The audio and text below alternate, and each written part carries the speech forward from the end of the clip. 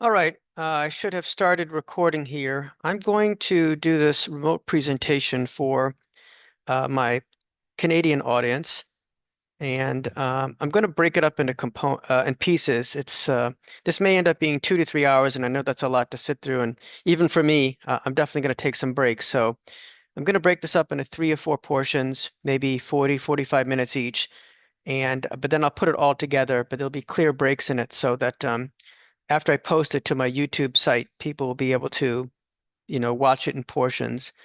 This is a presentation that I've given in a few different places over the past few years, and I'm doing this one remotely for my Canadian friends and people interested, since I won't be able to do it there face to face. So let me share out a few things here. I'm going to share my screen, and I will start with the PowerPoint presentation and I'm going to open this up. So my presentation is about the continuity of Bharat, of India's history. And I think that's the key word that I always like to emphasize is continuity. It's been presented for the last, I don't know, 100, 200 years to the public that it's unclear or mysterious or fractured or there's gaps, but that's not true. It's pretty well documented. You just have to put the pieces together.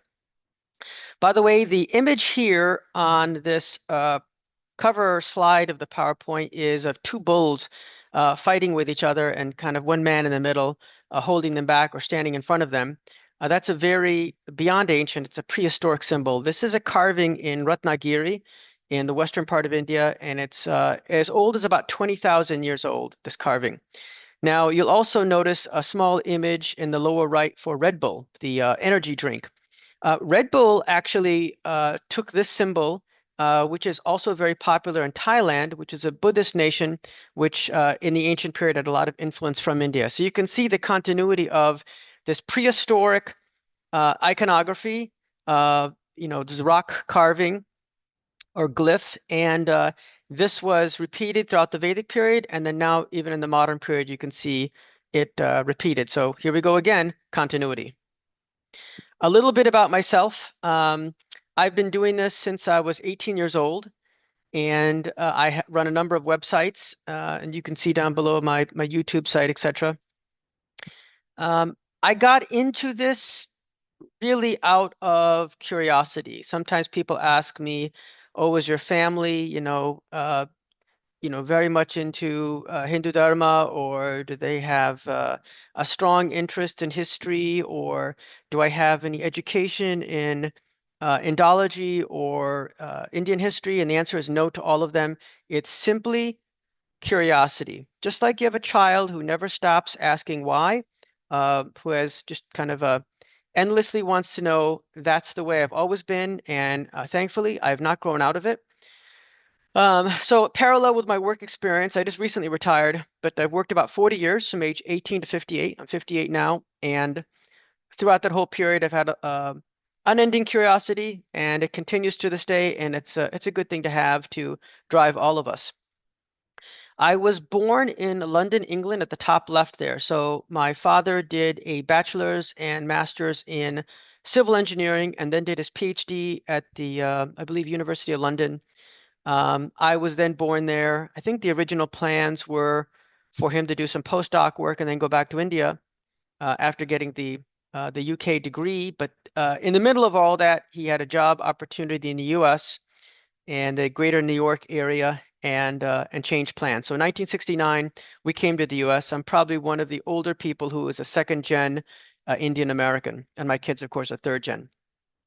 Uh, Second picture in the middle left there is Boston. So most of my life has been in the Northeast, upstate New York, and then afterwards I was in the New England, Boston area for around 30 years, a little bit less than 30 years. And then recently I've moved down to South Florida. That's kind of an image of the beach around Miami. I am been down in Florida since 2021. On the right-hand side, I've got family literally all over India. My sub-ethnicity within India is Marwari. Family is originally from Rajasthan. Starting around 1850s, and this might have been due to the railroad, I'm not sure, people started migrating out of Rajasthan, and going to different areas of India. I think in the late 1800s, the eastern part, like Bengal, Bihar, was prosperous. So we had some family go over there. But then I would say in the last 30, 40 years, people have scattered all over India. And these circles are not even fully represented. I mean, we have people in, Bangalore, Hyderabad. We have people all over the world in different places in Europe and UK and Singapore and Dubai and Australia, and of course North America, US, Canada. So everyone's dispersed. People basically go, where the jobs are. So what am I doing in my retirement? So I picked moving to South Florida because I, like the weather and I'm really into boating. Recently, I just completed some advanced power boating and navigation and actually got 100% on my exam there. I'm proudly holding up the nautical chart there, you can see. A lot of hands-on training. I enjoy that. I volunteer, if you look at the lower left, for a local, is this all built up? Yeah. I volunteer at a local lighthouse. So that's part of what I do. You can see the top biking. But then, of course, my main focus in retirement, and the reason why I decided to retire now as opposed to, perhaps a few years from now, is to focus on my Indology work. I'm starting to work on my book number one. But in the meanwhile, I actually have some of my work already presented to the public. So there's a museum, if you look at the lower right, the Shivaji Museum of Indian History in Pune. It's right outside of the airport. And I've had my content there for some years. So there's about 19 or 20 pavilions or buildings. One of the buildings is dedicated to my work. So, what is different about me than others? So, number one, I'm American and I come at this with a different perspective. Maybe you could say an outsider's perspective versus an insider perspective. 99.9% of the people involved in Indology or Indic studies or Hindu studies are, within India. And so they have more of an insider's perspective. So I think it's a good thing that we get some people that are outsiders, maybe give a fresh perspective. So that's one of the areas where, I differentiate myself. Another area I would say is that I have done broad-based work that's really a compilation. As opposed to all the people you can see here listed, these are the people who are, my sources and influences. They've all done very deep work, and in some cases, very, very specific work. Maybe it's in archaeology or hydrology, like nautical archaeology, or they've done specific literary work on certain texts. Other people have done other type of work on linguistics, sometimes applying mathematics. So very, very different areas, in some cases very narrow. They've gone, narrow but extremely deep. I have not gone that deep. I rely upon their work for the depth, and what I've done is collected all the information together. Now, the reason why I feel it's important for somebody to collect all the work together is that up until I started doing my work 30, 40 years ago, there was really nobody providing a nice, clean overview of Indian history from the very beginning to today. Instead, you would find chunks of information or bits of information, or somebody said, "Hey, I've figured out the date of the Mahabharat War." Well, that's nice, but what are all the things that happened for the thousands of years before and after it in very, very great detail? That type of view has not been provided. In fact, somebody contacted me a few months back and said, "Hey, I'm teaching some high school students and potentially some people in college, and they want a book about the chronology of Indian history. What would you recommend?" To be frank, there's nothing out there. So I would recommend the book that I'm working on, which should be ready in about a year. So once again, you can see on the right all the people that are my sources and influences. Everybody knows Swami Vivekananda, Dharampal, Ram Swarup, Sitaram Goyal. I think Purushottam Lal Bhargav down there is a fantastic one people may not be familiar with. He did a lot of great work in the 1950s and 60s.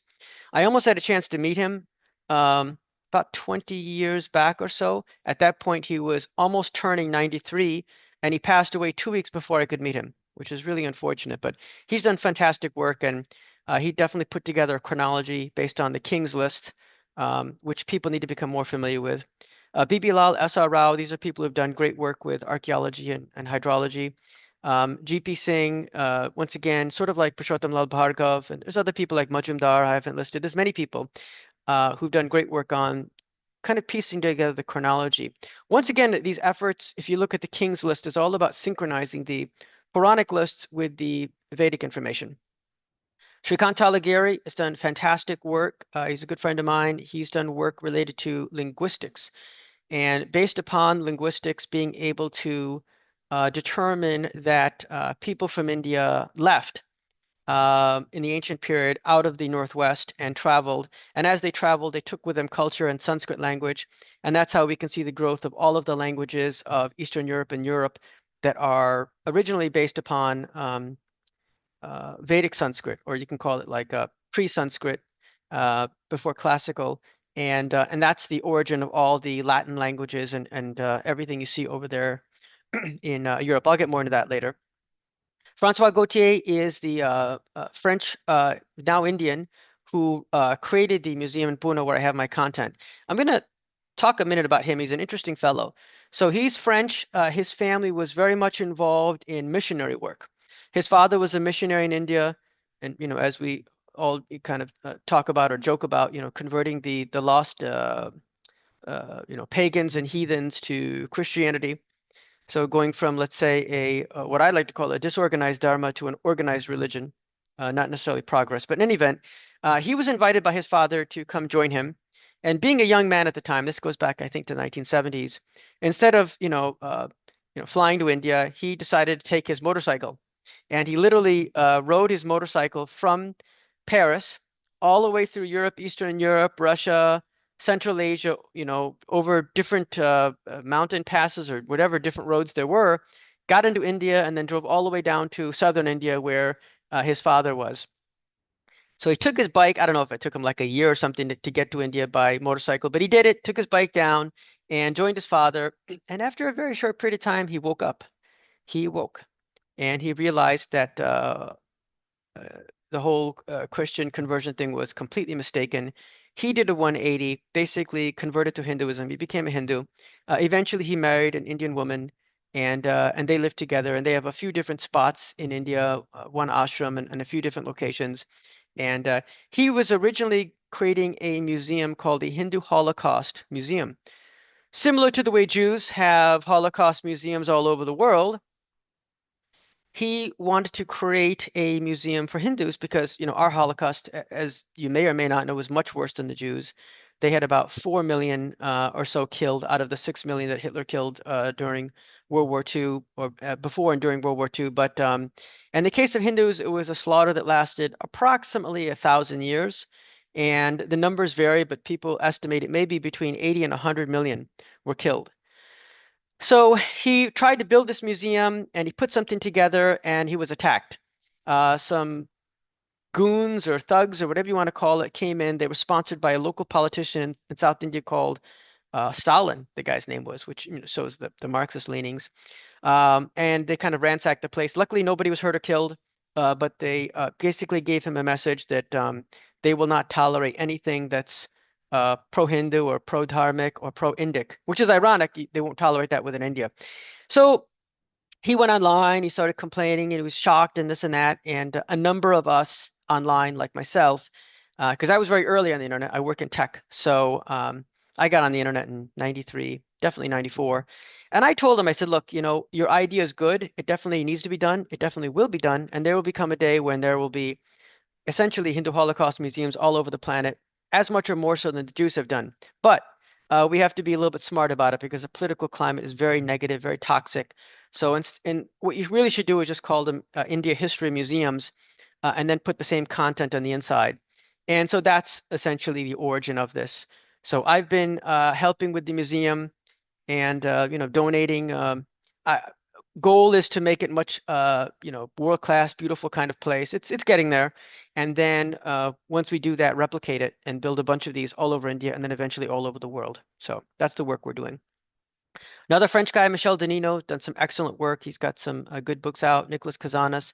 The next person down there, Vishal Agrawal, is a very good friend of mine. I call him my, local encyclopedia here in America. Whenever I have questions or I can't remember something, I give him a call, and he's got so much knowledge at his fingertips. And of course, he's written quite a bit too. Rajiv Malhotra, if you haven't heard the name, you should. He runs something called the Infinity Foundation. Infinity Foundation, uh, and he gets involved in different types of Indic studies from an academic perspective.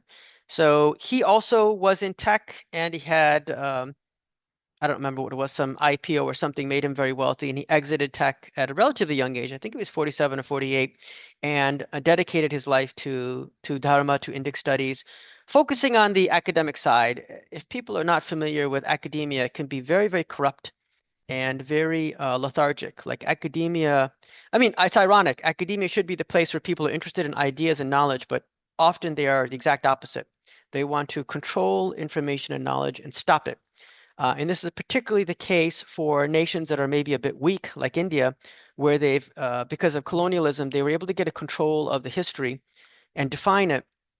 Indians were not able to wrest that control away from different Western powers. And so, as a result, the history books or any kind of text you read about India or about Sanatana Dharma, Hindu Dharma, tends to have a negative or sometimes a biased slant, which is really unfortunate because I'm very biased. I think Dharma is a wonderful, wonderful philosophy, and I think if the world was dharmic, it would be a much better world.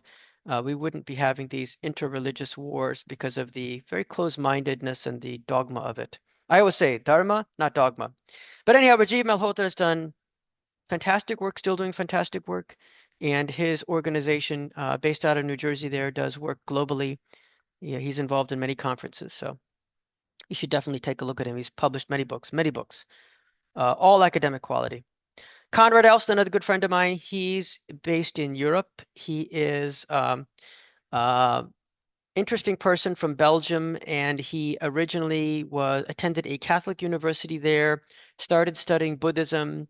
Like most people, they associate Buddhism with China. They don't realize that Gautama Buddha, Gautama Siddhartha was Indian. He was Hindu, and he never really intended to create any kind of new religion or new dharma. He really just wanted to create some reforms and put in some new ideas and almost get back to more of a Vedic view as opposed to what had happened by the time he was around. So Conrad has, been involved now for decades, and he's done fantastic work and still doing fantastic work. Very much an academic star. Shankar Kashyap, another friend, he has done some good work on, actually wrote a novel about the Dasharajnya, the War of Ten Kings, and I'll talk more about that later, but interesting. Okay, now the bottom three there are more recent, and I've highlighted them there. So Yajna Devam, I think his real name is Bharat Rao. He is a software engineer, very technical, and he has actually deciphered the Indus script. This is something that's been nagging people for 100 plus years. He's deciphered it, and he did it basically mathematically. It's a very much a software scientific proof, and you can only disprove it if you can show that the mathematics and the calculations are incorrect, which no one's been able to do. It's been about 2 years now. It's rock solid. It's done. The Indus script is deciphered thanks to one guy. And I'll tell the story more about him later. It's very interesting. Gyaneshwar Chobe, somebody else that I'm in contact with, excellent geneticist in India. I think he's based out of Varanasi, doing superb work.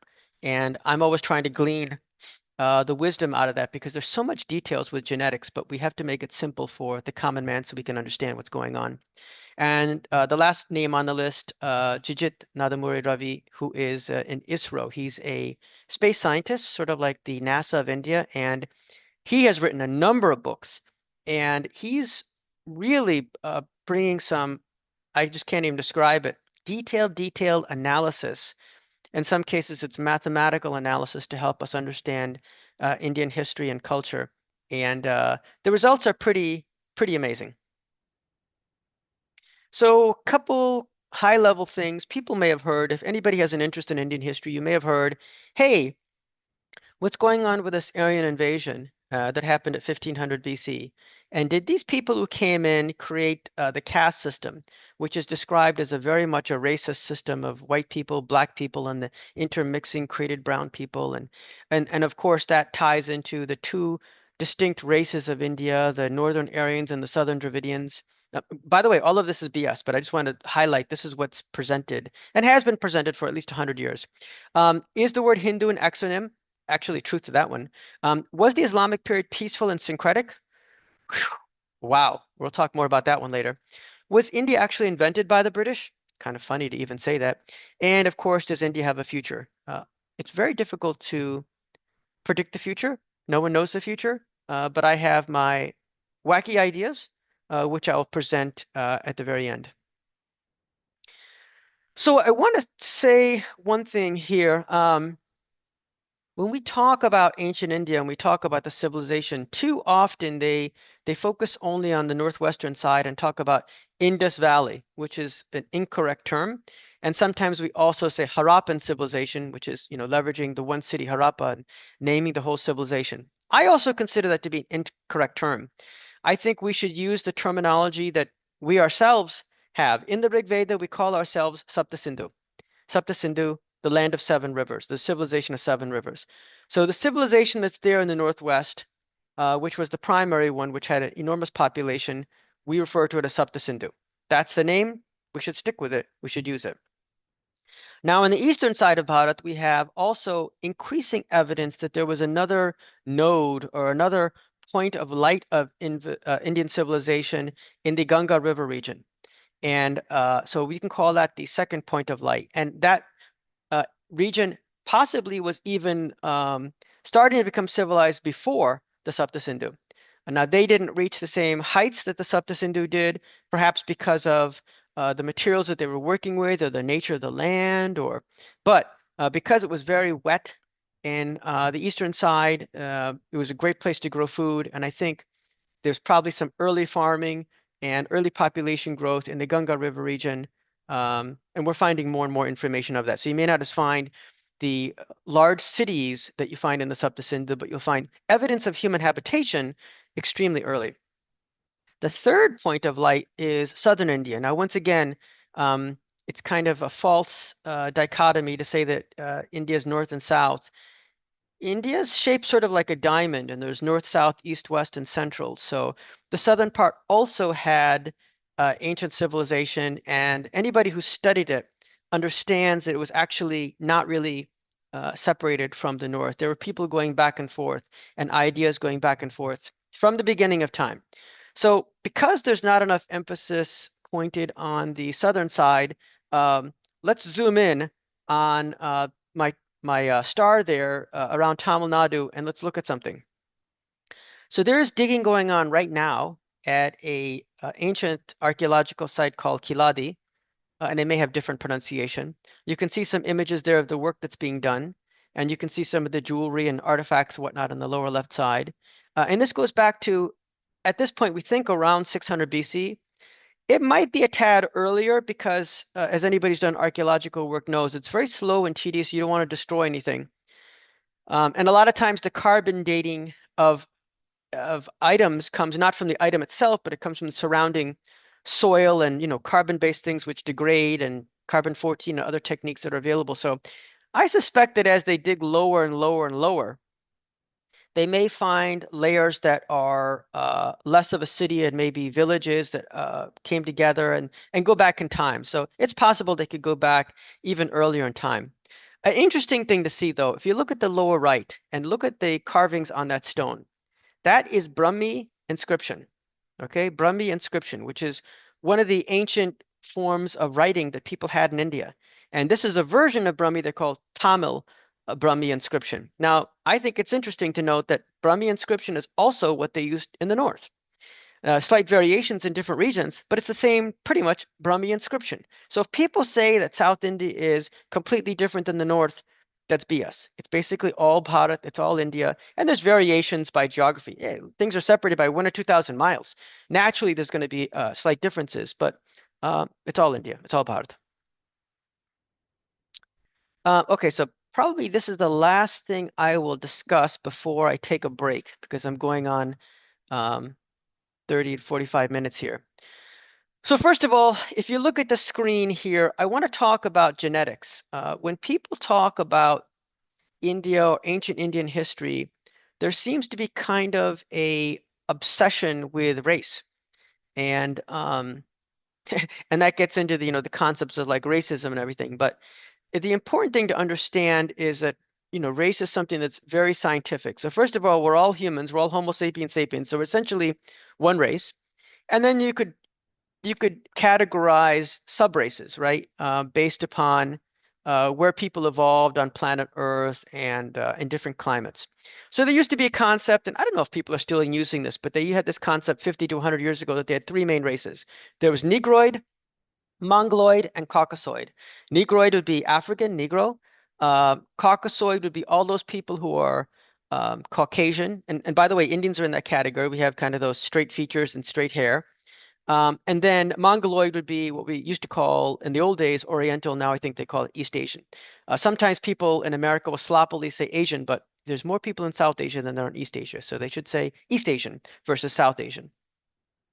Now, the interesting thing about genetics and about kind of these subspecies of races and information we're finding around the world from DNA is we're learning more and more every day.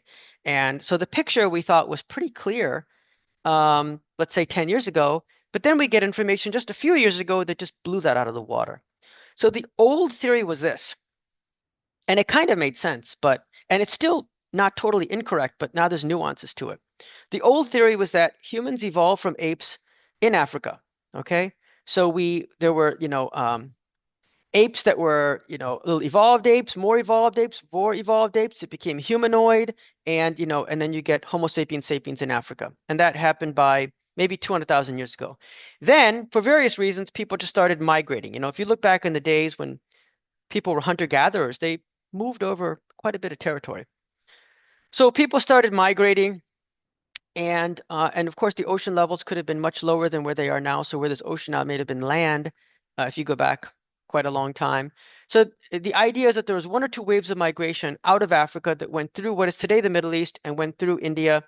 It might have gone along the coastline of India, went down to Southeast Asia, went all the way um, through what is now the islands of Indonesia, which might have been more land-based, into Australia. And the leftover, you can see that today with the Australian Aborigines, who are, black, and you can see the genetic similarity between them and Africans. So those were the original peoples in the out of Africa, one or more waves of migration. I think we're still learning more about that. The time frame of that was sometimes you get numbers about 80,000 years ago, other times the numbers as recent as 50,000 years ago. But you could say within that range, you got one or two waves of migration.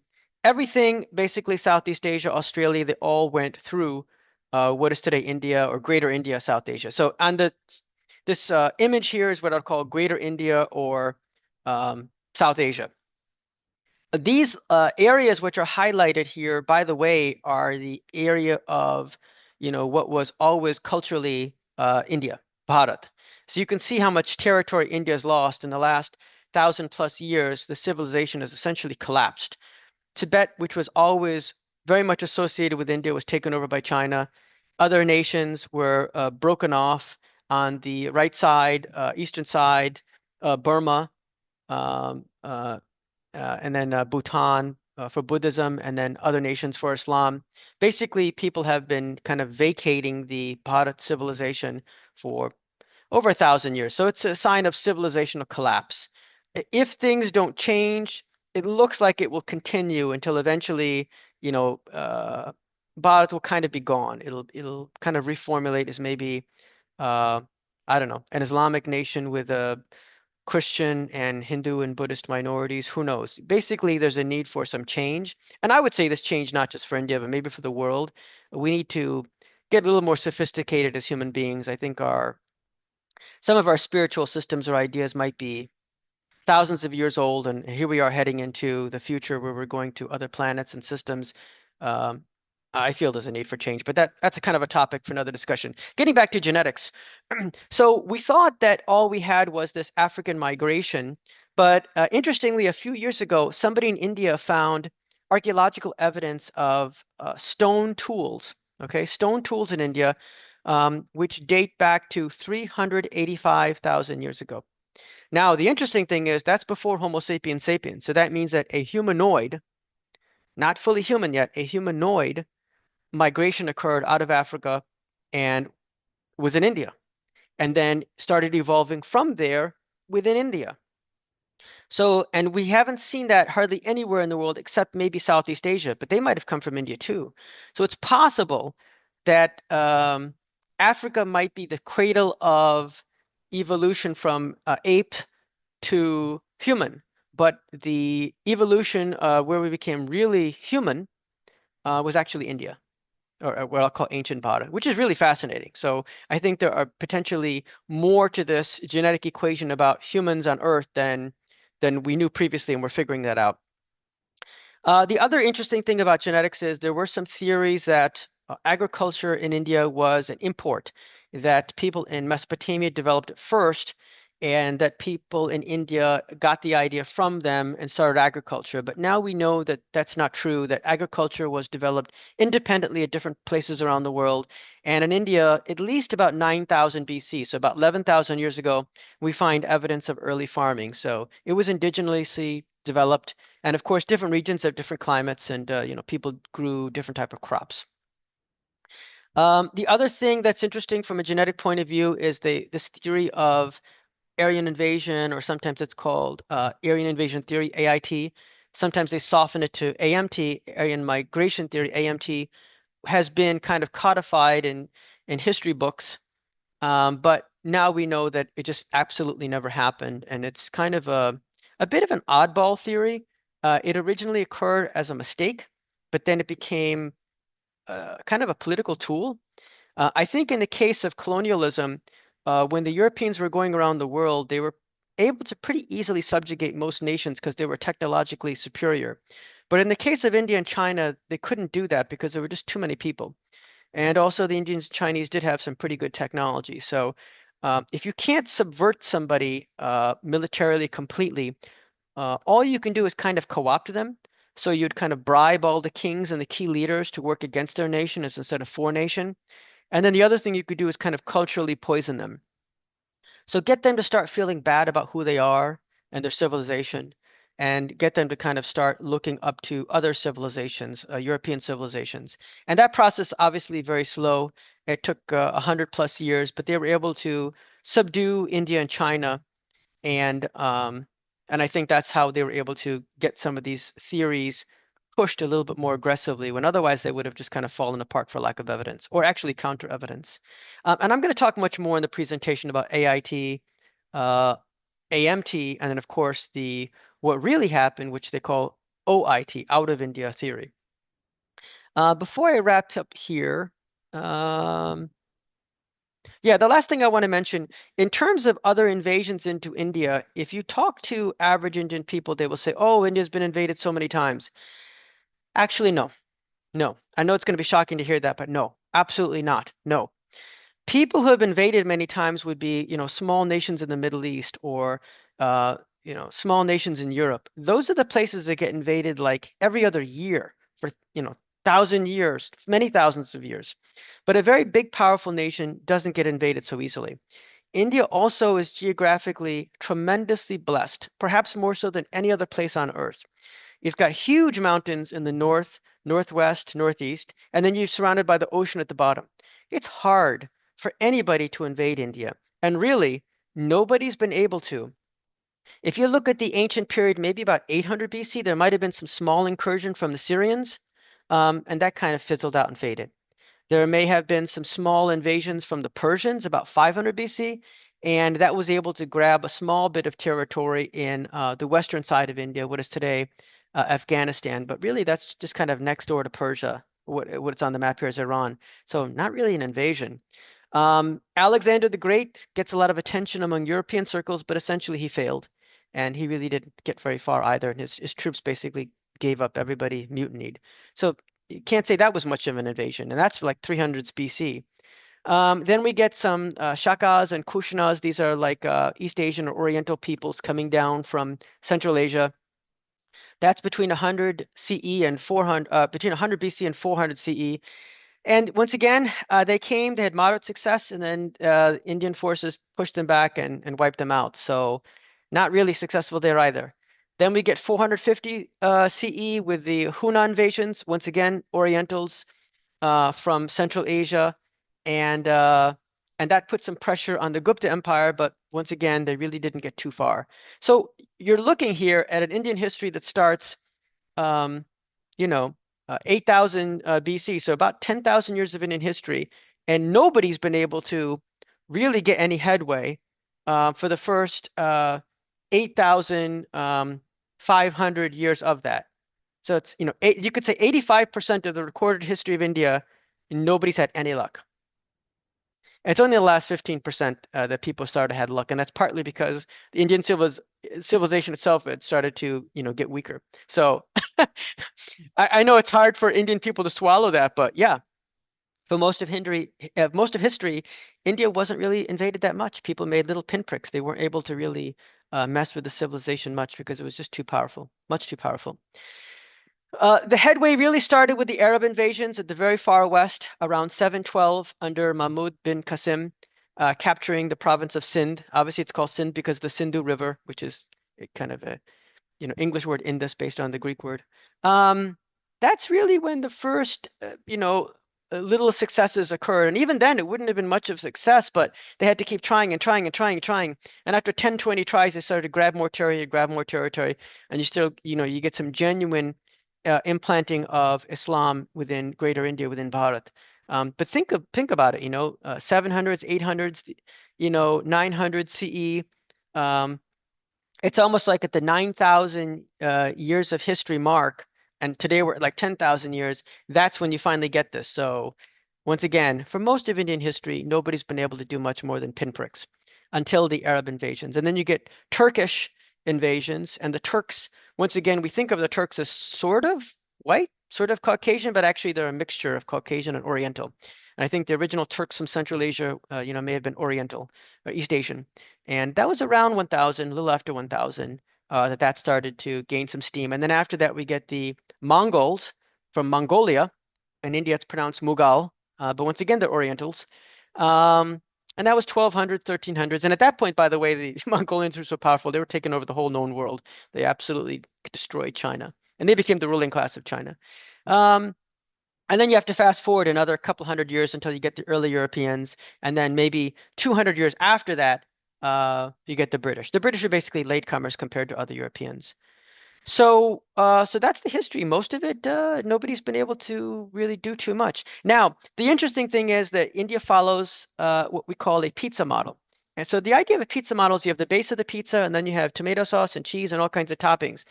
But at no point do you throw away the base of the pizza. That foundation is always there. And that's an interesting concept because you would think, does that occur other places in the world? No. There are many places in the world where when a new group comes in, they completely slaughter the previous group. I mean, completely. Every man, woman, child, everyone, kill them down to the last one and just take over the whole place. Or kill most people and then, interbreed, but have so much of their population that they overwhelm it demographically and genetically. That did not occur with India. So India, Bharat is too big, too many people, impossible to kill off everybody. Nobody's ever been able to. So the original foundation of the people that were there from, as I pointed out, 385,000 humanoid who then evolved into humans, that's still there. That's still in our genes. And then to that, we get added other sets of other DNA groupings. So if you look at the lower part of the slide, and I'm going to wrap up here, I've been going on a long time. ANI-ASI is a concept that a professor at Harvard, David Reich, put together called Ancestral North Indian and Ancestral South Indian. He was trying to do a genetic mapping of Aryan North India versus Dravidian South India. But we know it's completely false. It's completely nonsense. In fact, the reason why the complexion may vary between North and South is simply as you get closer to the equator, you're going to get more solar radiation. You'll get darker. As you get farther away, you'll get fairer. There's a gene within Indians, and this is the same gene, by the way, within Europeans, that if you don't get enough sunlight, you start to lose complexion until your skin becomes, like the northern Finnish people who are like white, blue-eyed blondes.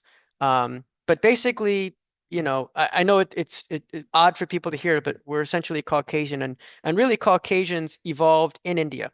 Caucasian simply means this kind of features and everything, uh, this kind of a subrace, and it evolved in India. And then as people spread around in different areas with less sunshine, they became lighter complexion and white.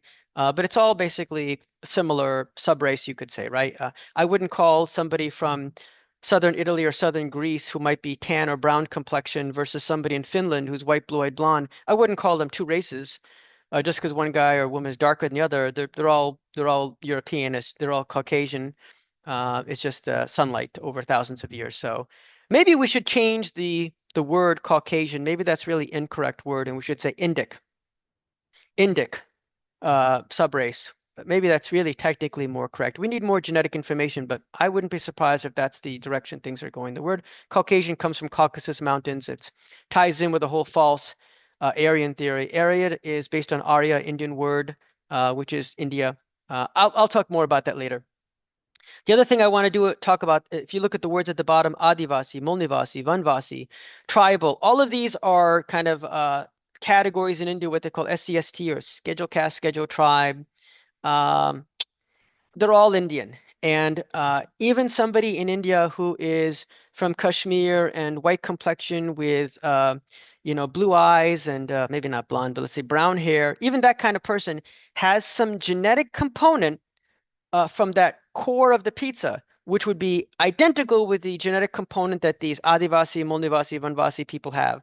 I know we like to think that we might be different because of the way we look, our haplotype, but the way we look, haplotype is not the same as what we have within us, which is our genotype. And everybody in India is all related, and that's something kind of interesting. So if people want to bring up racism in this, it's almost a joke because it's not really true. So hopefully I've spent enough time on the whole genetics race thing that it's clear. I'm going to stop my share and I'm going to stop this presentation and take a break because I've been going a while and I'll continue the presentation in a little bit.